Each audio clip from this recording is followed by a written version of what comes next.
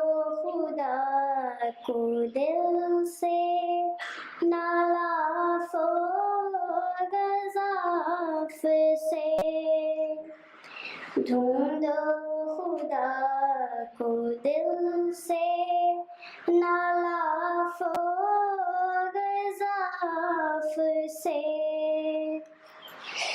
जब तक अमल नहीं है दिले पाक साफ से कम तर नहीं ये मशगला बुत के तवाफ से कम तर नहीं ये मशगला बुत के तवाफ से आवाज आ रही है ये फोनोग्राफ से बाहर अगर नहीं दिले मुर्दा खिलाफ से हासिल ही क्या है जंगो जिदालो खिलाफ से हासिल ही क्या है जंगो जिदालो खिलाफ से आवाज आ रही है ये फोनोग्राफ से ढूंढो खुदा को दिल से नालाफो गज़ाफ से वो दीन ही क्या है जिसमें खुदा से निशान हो वो दीन ही क्या है जिसमें खुदा से निशान हो ताईद हक न हो मदद आसमान हो ताईद हक न हो मदद आसमान हो आवाज आ रही है ये फोनोग्राफ से ढूंढो खुदा को दिल से नालाफो गज़ाफ से ढूंढो खुदा को दिल से नालाफो गज़ाफ से आमीन। अस्सलाम वालेकुम।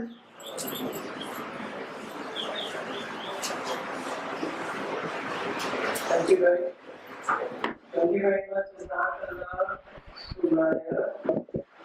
Yes, I know what was very silent at this difficult point.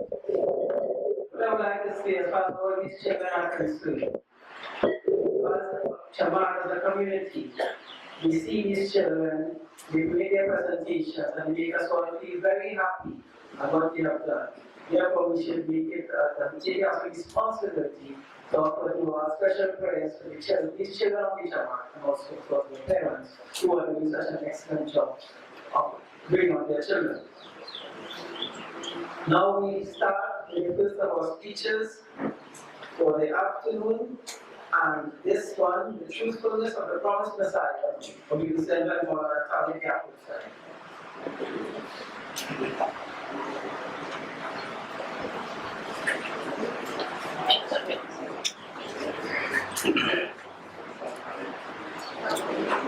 أشهد أن لا إله إلا الله وحده لا شريك له وأشهد أن محمدا عبده ورسوله أما بعد فأعوذ بالله من الشيطان الرجيم Bismillahirrahmanirrahim. Alhamdulillahi Rabbil Alameen. Ar-Rahmanir-Rahim. Maliki Yawmiddin. Iyyaka na'budu wa iyyaka nasta'in. اهدنا الصراط المستقيم صراط الذين أنعمت عليهم غير المغضوب عليهم ولا الضالين. بسم الله الرحمن الرحيم. فإذا برق البصر وخسف القمر وجمع الشمس والقمر. Mr. Chairman, respected Amir Sahib, my colleague, our dear members, my dear brothers and sisters in Islam, my dear brothers and sisters in humanity, Assalamu alaikum wa rahmatullahi wa barakatuhu. The topic given to me in this very special and blessed occasion is the truthfulness of the promised Messiah, peace be upon him. When we look back into the history of the prophets of Allah, we see that when they made their claim, they were bitterly opposed and rejected by the people. They had to prove their truthfulness with very strong arguments. By the grace of Allah, they never failed in their objective. They overcame every opposition and confrontation and were very successful in the end. In our era, the Holy Prophet Muhammad prophesied about the advent of the promised Messiah and Mahdi. When the claimant, Hazrat Mirza Ghulam Ahmad, peace be upon him, claimed to be that promised Messiah and Mahdi, there was a storm of opposition from all around. All the scholars opposed him bitterly and rejected him. He stood up very strongly, giving many powerful arguments in his support. Allah Ta'ala assured him with this revelation, a warner came into the world, but the world accepted him not. And Allah will manifest His truth by mighty signs. And this is recorded in Ahmadiyya. The Holy Prophet Muhammad also assured us that the coming of the promised Messiah, peace be upon him, must take place. The Holy Prophet Muhammad said, and this hadith is taken from Abu Dawud, even if only one day would have been left for the world to come to an end, Allah will lengthen that day and would not let that day end until until He causes the promised Messiah and Mahdi to appear.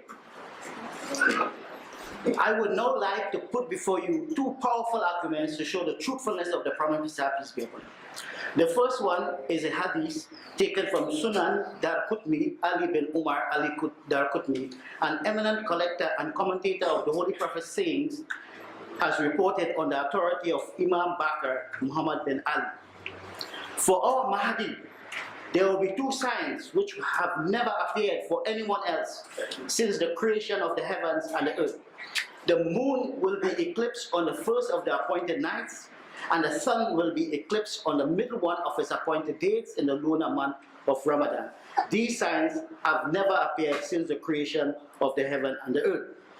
The Holy Quran has made mention of this spectacular event, and those are the verses I recited at the beginning of my speech. Allah Ta'ala says in the Holy Quran in chapter 75 verses 8, 9 and 10, when the sight is dazzled and the moon is eclipsed and the sun and the moon is brought together, all commentators of the Holy Quran agree that it is about the promised Messiah and Mahdi. It is also mentioned in the Bible in St. Matthew chapter 24 verse 29 and 30. Immediately after the tribulation of those days shall the sun be darkened, and the moon shall not give her light, and the stars shall fall from heaven, and the powers of the heaven shall be shaken, and then shall appear the sign of the Son of Man in the heaven.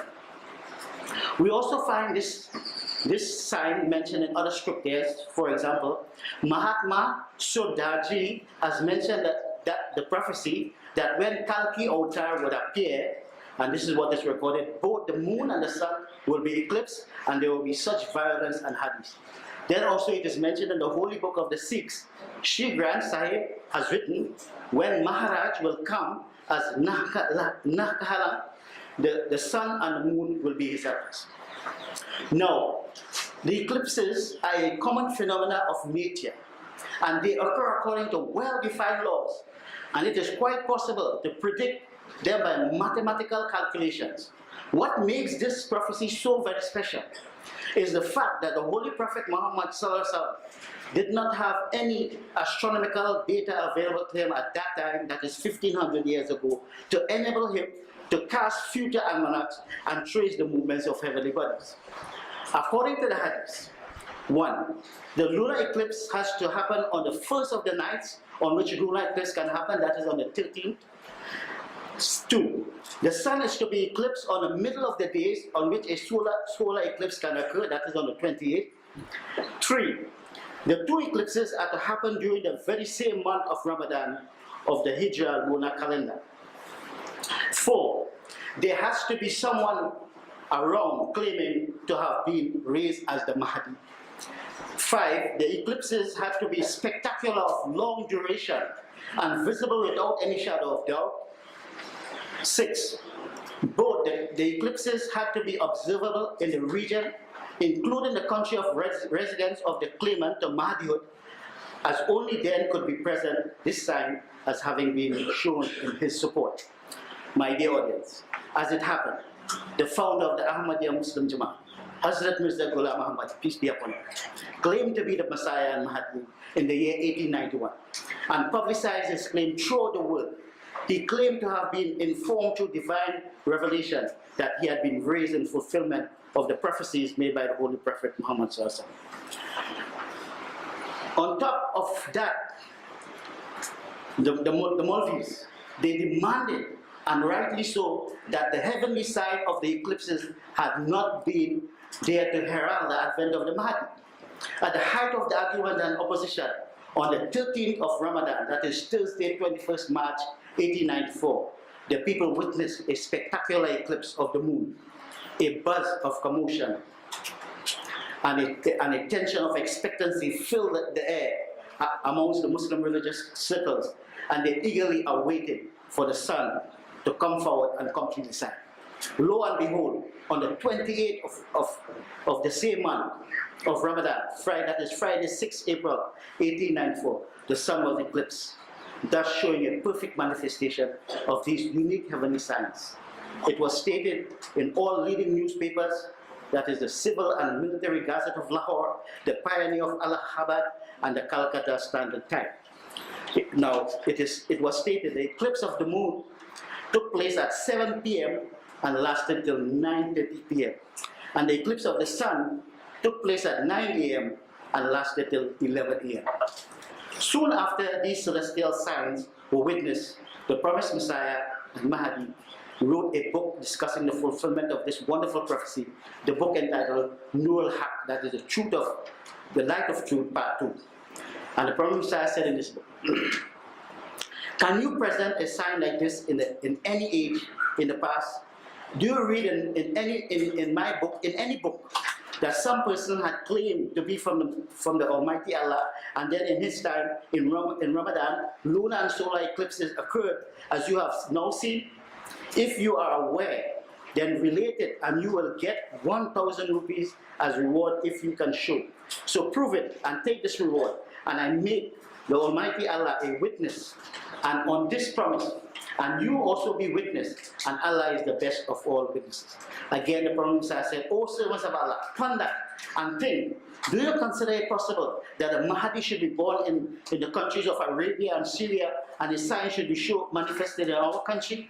And you know that the wisdom of Allah does not separate the sign from the person for who the sign is meant. Then how could it be possible that the Mahdi should be in the east, but the sign is in the west?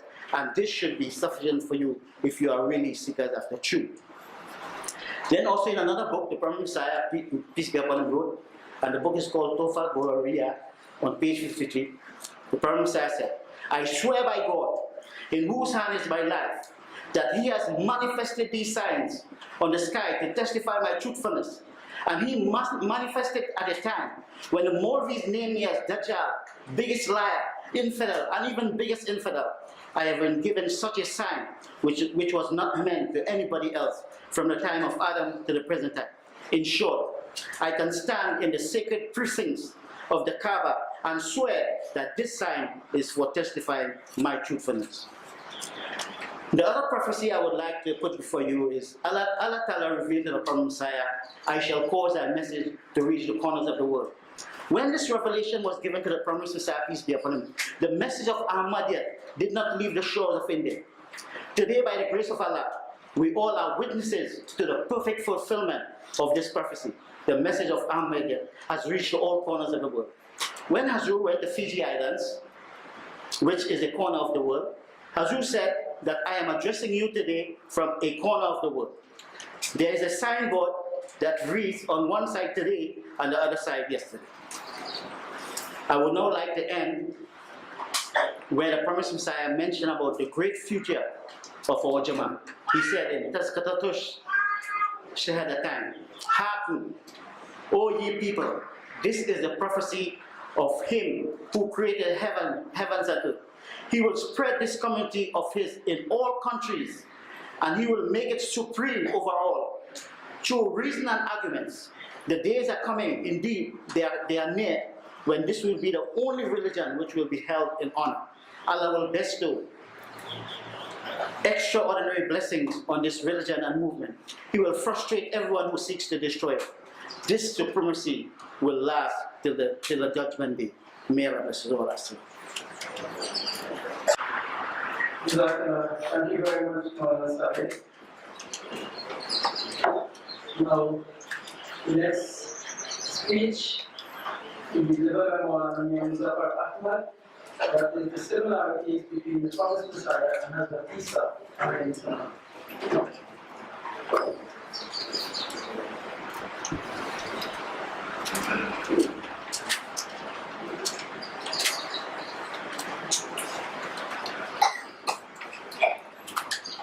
أشهد أن لا إله إلا الله وحده لا شريك له وأشهد أن محمدا عبده ورسوله أما بعد فأعوذ بالله من الشيطان الرجيم بسم الله الرحمن الرحيم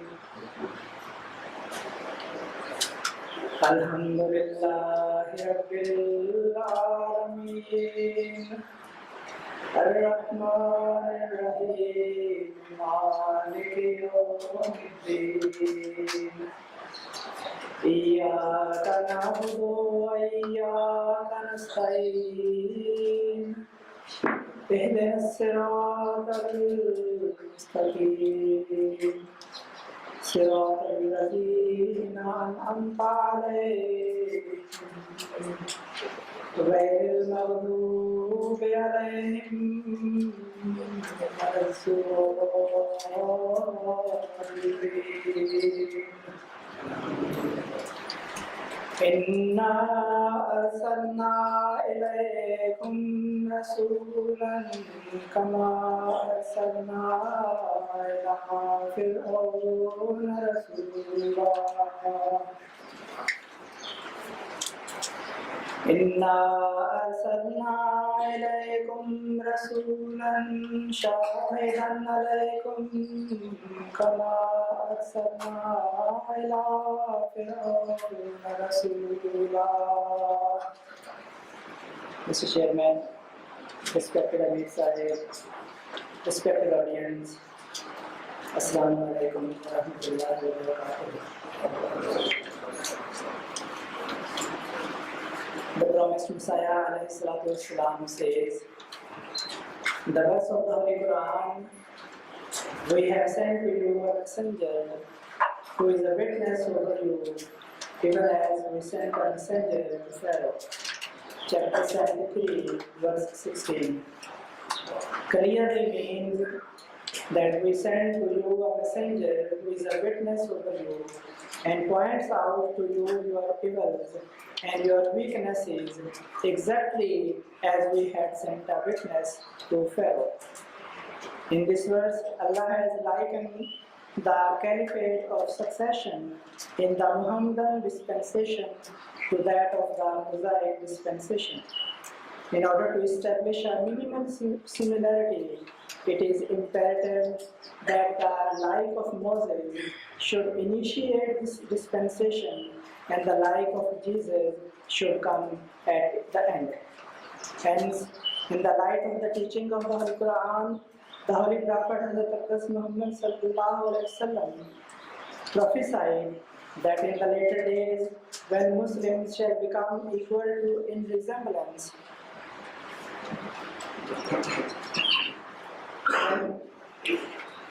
the Holy Prophet sallallahu alaihi wasallam prophesied that in the later days, when Muslims shall become equal in resemblance with the Jews in the matter of religious decline, God Almighty shall raise a reformer in Islam, similarly as He raised a reformer for the reformation of the Jews. Moreover, due to the mission and incredible similarity, the Holy Prophet ﷺ called this Islamic reformer with the name of Jesus, son of Mary. What are the similarities in between both, for which the Holy Prophet ﷺ had called the reformer of Islam with the name of Jesus, son of Mary? I shall present to you as the promised Messiah, Masih, Maood has described. For example, the first similarity between the last two successors in the two dispensation is that the advent of both of them had been prohibited. In Islam, there have been thousands of saints, yet none of them have come as the promised one. But he who came as the life of Jesus was no doubt the promised Messiah. Similarly, no other prophet but Prophet Jesus was the Messiah promised for the Jews. The second similarity is the loss of independence and political power. There is no doubt that the Muslims in India, like the Jews, prior to the birth of Jesus, had lost their independence on account of their many wicked ways. The British had been firmly established in India before the birth of the last Messiah. The third similarity is that at the time of the advent of the first Messiah, the Jews had become divided into several sects and therefore stood in need of an arbiter for them. In the same way, the Muslims at the advent of the last Messiah are divided into many sects. The fourth point is that the first Messiah was not commanded to wage war for the sake of faith. In the same way, the last Messiah has not been commanded to take up the sword. How could he be commanded thus when the end of the age has warned that the sword would never influence anyone's conscience? That is the reason why civilized people do not take up the sword in support of religion. And all those sects which are looking for the bloodthirsty Messiah are decidedly in the wrong. And their views are contrary to what God Almighty desires.